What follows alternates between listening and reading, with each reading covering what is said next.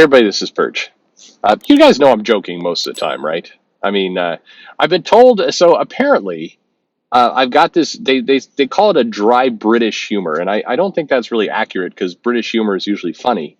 But the dry part, for sure, I think I set up things and I often outthink myself. I think that I'm like, oh, this is going to be a clever kind of deep joke that I put into a video, and nobody sees it. Like it just flies by. It's too subtle. I do a lot of things in the thumbnails, so that like the thumbnails and usually the art that's showing up in the video is never unintentional. There's always some kind of meaning or thing behind it. Sometimes it's relevant to the topic. Sometimes I'm doing a play on words or a joke, or sometimes I'm doing something extremely sarcastic, and that is what's there. But very rarely is it serious. I think it's tough because, and the question I'm about to get into does apply to this. I'm not just rambling about something stupidly. Uh, it, I think I enjoy it better because I'm not serious. I mean, I don't know how I couldn't do this if it was completely serious or this was a job. I couldn't, I would not, I would have no interest in doing this show. As I've told the story before, to the point that I'm kind of blue in the face over it, these are the conversations that you'd have in a comic shop. It's a lot of retailers who listen to this, the good ones anyway, will say, "Yeah, I recognize the tone and kind of what you're doing there because these are kind of these are the conversations either I'm having or customers are having in my shop.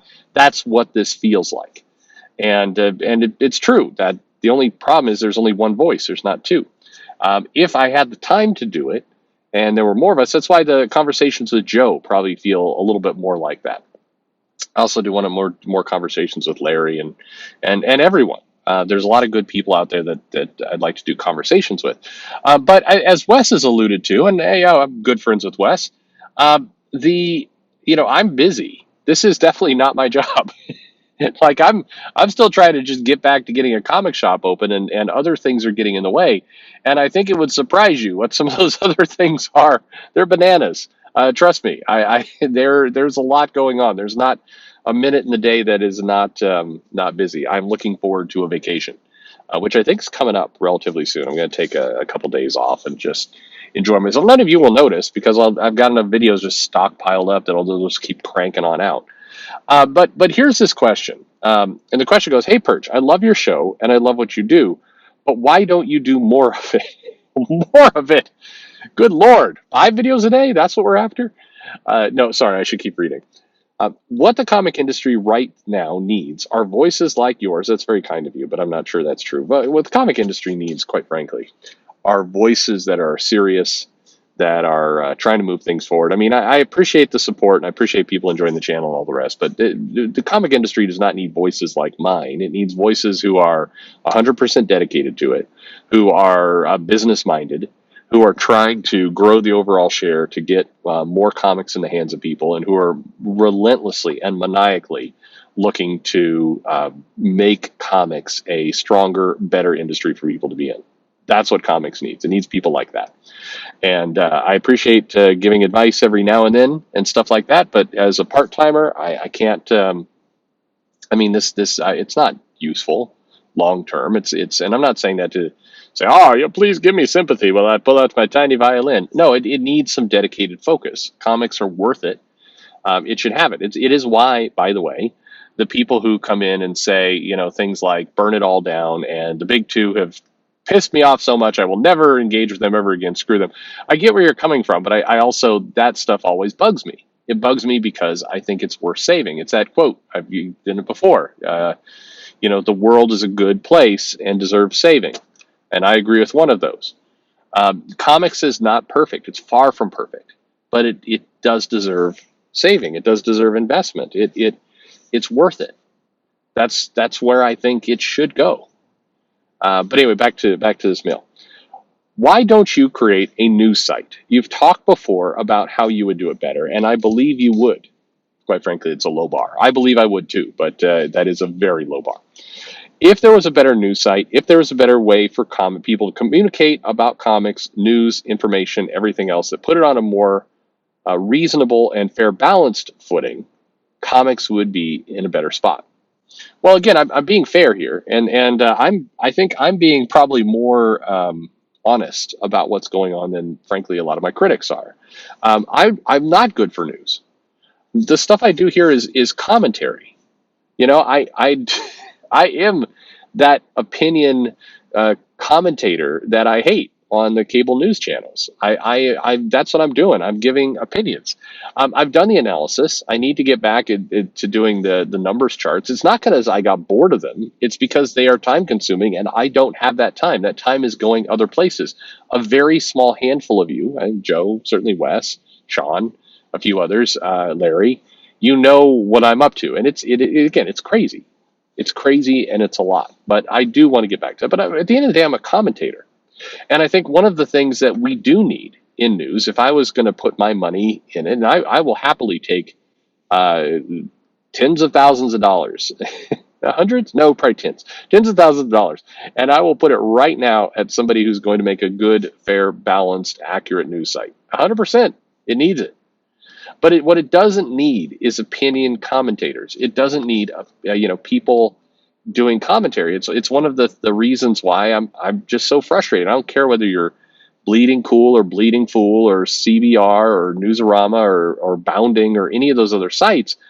They are heavily populated by commentary, and again, that's fine, and they can exist. I'm not saying they should shut down or they're bad or anything like that, but it's not scratching the itch I think so many of us have, which is we want just news, we want analysis. Same thing, Comics Beat. When you read an article and it just has to insert little jabs at people it doesn't like or whatever else, it's that stuff. It works for some people, but it's not the product that I think really helps comics right now. Comics needs an authority. People did migrate over to Comic-Con. Comic-Con is purely just comic numbers, and then it got a little less value, a little less valuable, I would say, with the numbers getting more hidden. But there's a clue there. Look at how many people came to rely, trust, and go to that site and really kind of start to depend on it, because it was just the facts, ma'am. It was just information. It was useful, and that was just a tiny, tiny fraction of what comics are. And there are people who have news sites out there who I think they think they're doing this, but they're not. They are injecting commentary. They're injecting the other things. If you start an article like, "Despite what critics say, the comic business is doing better than ever," that statement right there is an opinion-based statement. It's one designed to kind of be involved in a culture war, not deliver news, not deliver the information, the stats. And we do need that. And I don't think I'm a good person to do that for a lot of reasons. Too busy, number one. And two, I do enjoy having these comic book store conversations and talking to you on. I do enjoy that kind of stuff. But let's not pretend these are facts. It's one person's opinion, and answering some questions and everything else. I try and do it as fairly, as accurately as I can. And I know this aspect bugs people, and it's a big portion of why the fence sitter and these kind of comments come in. If you ask me a question, I'm going to try and tell you my answer. And I'm also going to tell you my biases. I'm going to tell you why I think the way I think, and I'm going to tell you where you could go find or locate an alternate opinion. Okay, that's not meant to be a mind trick. That's not meant to fool you into thinking I'm more of an authority than I am. It's because I'm assuming, and maybe I'm wrong here, that you don't want to just be told what to do. You would actually like to go make up your own mind about things. That's my impression of what you want. And so my goal is to, if you ask me a question, I'll give you my answer. I may be jokey about it. As I start out the video, I clearly need to label my sarcasm more, although that just makes me throw up in my mouth a little bit, just the thought of that. But, I think that's important. I think it's important for people to, wear their biases on their sleeves so you know where they're coming from. And I've gone through the long list of various things. I've talked about my political leanings. I've talked about my religion. I've talked about, or lack thereof. I've talked about all these pieces. Religion is the best example of that. As I said in the video when I talked about it, I'm not a religious guy, yet I have respect for people who are. I think if that's something that you're committed to and you're going to live by those principles, I definitely admire people who stand by their word. I think there's plenty of people who claim to be religious and then do the opposite of that. I think they use their religion as a shield. I think those people are kidding themselves, and I'd like to believe they're self-aware enough to know it. But There's no end to people who will say, I'm here for God, and then do the exact opposite of what a godly person would do. But that's an example of just how you put stuff out there. I appreciate the mail, and I appreciate the support very much so, and I appreciate the people who come to the channel and listen, and all the rest. I don't take this very seriously, and my worry is kind of a weird one, is that if you are taking me too seriously, please stop. Bluntly, because I want to maintain this trust. So you guys know what you're in for. This is what I'm doing, and I'll do it until I'm tired of it. As I've kind of hinted around in other videos, I am getting tired of it to some extent. It's the part that I have to battle, and I'm just being as, I guess, transparent, open with you as possible. Maybe you asked for this, maybe you didn't. The part that I have to battle is I you know I don't like feeling like I'm talking to a wall, and increasingly.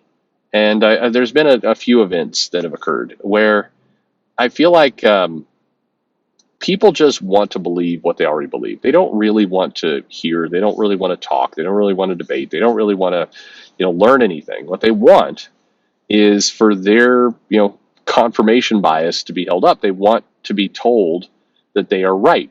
They want their, opinions to continue. And I'm really hung up about this. I wish I wasn't. But it feels futile to me to do a show where people are listening just to hear the phrases that they want to hear. What's the point of that? I don't want to be that person. There's plenty of people out there who are happy to take that job. And do you realize, if you're out to make money, and that is not my goal with this channel, I have either funded comics or I've donated, the dollars I've got here. I wrote a check to the Boys Girls Club when I came down here to Texas for a pretty big sum. That was the money I made off this channel for a couple months, and then I doubled it with money out of my pocket to help get some books and a program established there, because I think it'd be cool if kids could read something. I'm mentioning this for the first time. This happened 2 months ago, I guess, right when I moved down here. I think that's a worthy thing. But if you want to make money off of a YouTube channel, then the best thing you could do is to figure out what a big group of people want to hear, and then give them that. As entertaining and spicy and as exciting as possible, give them the words that they already know, they already want, and just repeat it back to them. That's the trick. People ask me all the time, how do I gain subscribers? How do I do that? Just do that. The real trick is to figure out a slight niche to that market where you're not just one of 500 other voices doing the same thing. But if you could do that, that's how you make money. Now I think that's horrible, by the way. That just sounds awful to me. Awful to listen to, awful to participate in, and awful that we're proliferating more and more of this kind of stuff. I just think that sounds miserable. However, if you ask me the question, how can I make money off YouTube? I'll give you an honest answer, even if I find it terrible. That's the honest answer.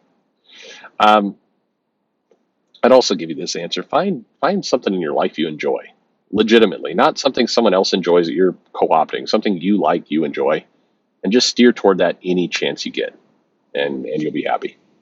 Anyway, thank you for the mail. I hope to add value and help, and sometimes I accomplish that goal and sometimes I don't, but we'll keep fighting. Thanks for listening.